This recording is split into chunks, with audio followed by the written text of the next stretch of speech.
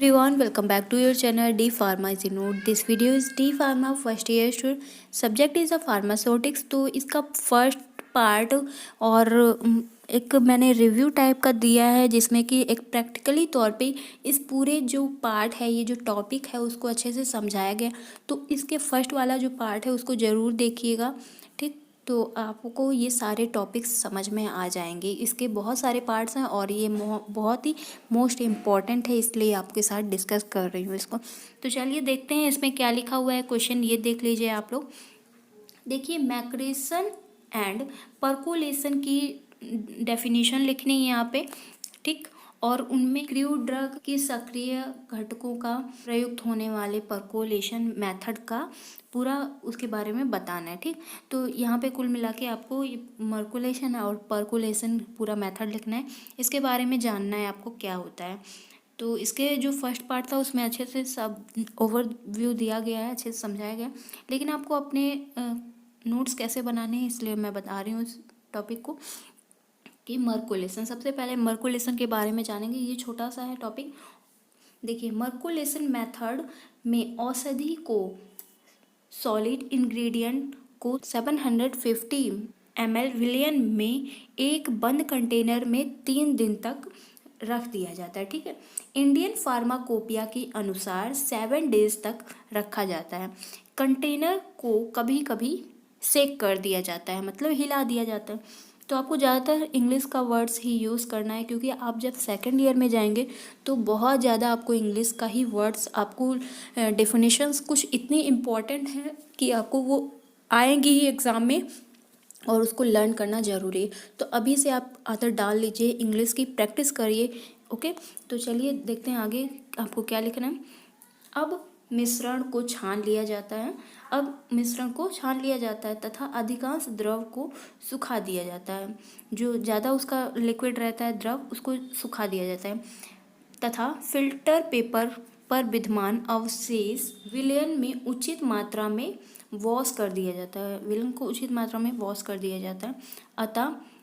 अतः merc press कर दिया जाता है तथा फिल्टर में आयनन 1000 ml तक कर दिया जाता है। जो फिल्ट्रेशन का जो पूरा घनत्व है, उसका जो कितना रिसीव हुआ है उसको 1000 ml कर दिया जाता है, ठीक। तो ये था मर्कुलेशन का प्रोसेस। इसको याद कर लीजिएगा और अच्छे से अपने कॉपी पे लिख सकते हैं, आप नोट्स बना सकते हैं। इनमें से जो आपको इम्पोर्टेंट लग रहा है उसको लिखना है, ठीक। अब आइए परकोलेशन को देखते हैं। हेडिंग डालिए, फिर आपको लिखना है परकोलेशन में किसी औषधि में विद्यमान एक्टिव कॉन्स्टिट्यूएंट की उचित विलयन में विलय कर एक्सट्रैक्शन किया जाता है। उचित विलयन को विलय कर एक्सट्रैक्शन किया जाता है, ठीक है। तथा इसका प्रयोग टिक्चर एंड लिक्विड एक्सट्रैक्शन बनाने के लिए बनाए जाते हैं। इसका यूज़ करके टिक्चर एंड लिक्विड एक्सट्रैक्शन बनाए जाते हैं। परिश्रवण की प्रक्रिया से औषधि का मैक्सिमम को उचित मात्रा के संपर्क में रखा जाता है। कि ये जो अभी देखिए मैक्सिमम बताऊंगी, ये उसकी उचित मात्रा रखी जाती है, ठीक है।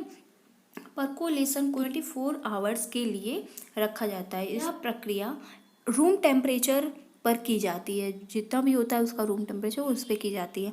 इसके मर्क मतलब जो इसका वेस्ट निकलेगा इस लिक्विड को छान के, उसे मर्क कहते हैं, ठीक है। मर्क को दबाकर आयतन में एग्जुएंट कर दिया जाता है तथा एडजस्ट कर लिया जाता है, ठीक। और देखिए क्या लिखा, द्रव को परकोलेशन में डाल दिया जाता है। जो उसका लिक्विड निकलता है द्रव को, उसको परकोलेशन में डाल दिया जाता है। परकोलेशन हार्ड एंड सॉफ्ट 2 प्रकार की होती हैं। कठोर दवाइयाँ होती हैं उनके लिए भी, और जो सॉफ्ट ड्रग्स होती हैं दवाइयाँ उनके लिए भी, दोनों के लिए परकोलेशन का यूज़ किया जाता है। और यहाँ पे क्या लिखा है, औषधि एक्सट्रैक्शन जिस उपकरण से किया जाता है उसे परकोलेशन कहते हैं। परकोलेशन का ये स्ट्रक्चर बना हुआ है, देखिए यहाँ ये इसका कैप है तो इसे लीड बोला जाता है। और यहाँ पे ये देखिए मैक्सिमम की मात्रा सही से रखनी है तो यहाँ पे लिखा हुआ है। और ये क्या है, सैंड मतलब कि वो रेत, अभी आगे आपको इसका प्रोसेस भी लिखा हुआ मिलेगा, ठीक। और ये क्या है, फिल्टर पेपर लगा हुआ है, उसके नीचे सेंड के नीचे फिल्टर पेपर लगा हुआ है कि सेंड ना आ जाए।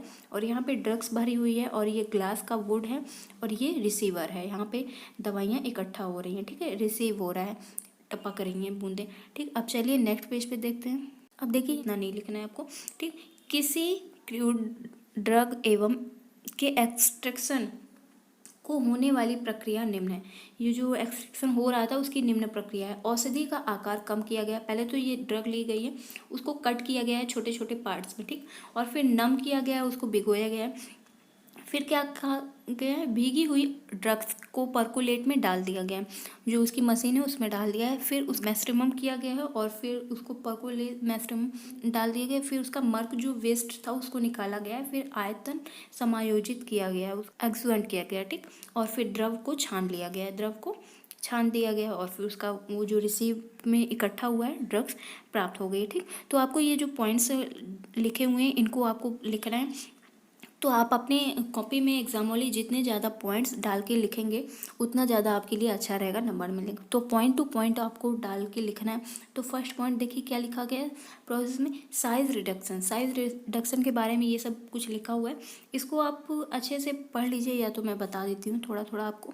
जो नेचुरल ड्रग्स होती हैं उनको सबसे पहले छोटे छोटे टुकड़ों में कट कर लिया जाता है, फिर एक पाउडर के रूप में उनको परिवर्तित कर दिया जाता है, ठीक। जिससे क्या होता है, पाउडर के रूप में परिवर्तित औषधि जो होती है उनका फैलाने में मशीन में एरिया कम लगता है, ठीक है। तो इससे परकोलेट को सामान्य रूप से फैल जाती हैं, जिससे औषधि की क्रियाशील अवयवों को एक्सट्रैक्शन संभव हो जाता है, आसानी से हो जाता है। तो ये कुछ अंडरलाइन करा हुआ है मैंने इम्पोर्टेंस, इसको आप देख लीजिए। और चलिए सेकंड नंबर देखते हैं। लिखा हुआ है इमिबेशन, मतलब नम। नम करने से तात्पर्य है कि औषधि के कणों में मैस्ट्रिमम के सिलना, ठीक है। ये है मैस्ट्रिमम, मतलब नम करने का तरीका। इस अवस्था में औषधि के कणों में एयर जो भरा होता है वो दूर हो जाता है, ठीक है, तथा मैस्ट्रिमम औषधि में प्रवेश कर जाती है। नम क्रिया में औषधि मैस्ट्रिमम के साथ सैलो फूल जाती है और जो कि औषधि की कोशिकाओं सेल में प्रवेश कर जाती हैं, ठीक। तो आपको ये पॉइंट लिख लेना है। और थर्ड पॉइंट देखिए, पैकिंग इम्बिनेट ड्रग ऑफ परकुलेशन लिखा हुआ है, ठीक है। तो इसमें आपको लिखना है इम्बिनेट ड्रग्स पर परकुलेशन की 2/3 भार रखना चाहिए। नम औषधि परकुलेशन को ठीक प्रकार से पैक हो जाती हैं। जो नम औषधि होती हैं परकुलेशन में ठीक प्रकार से पैक हो जाती हैं। परकुलेशन में औषधि की पैकिंग एक सामान्य रूप से होनी चाहिए, ठीक। और पैकिंग के बाद औषधि के ऊपर वेस्ट सैंड मरेत लेयर उनकी लगा देनी चाहिए। स्ट्रक्चर पर देखा था ना, वो एक लेयर लगी थी रेत की, ठीक, याद है।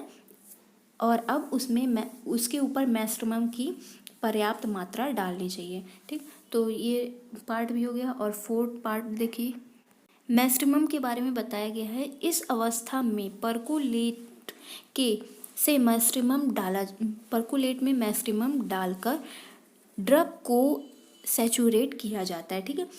औषधि के ऊपर 2 से 3 सेंटीमीटर मैस्ट्रिमम की लेयर लगा दी जाती है और परकुलेशन को 24 आवर्स के लिए रखा जाता है, 24 घंटे के लिए, ठीक। जिससे मैक्रेशन की क्रिया पूर्ण हो जाए।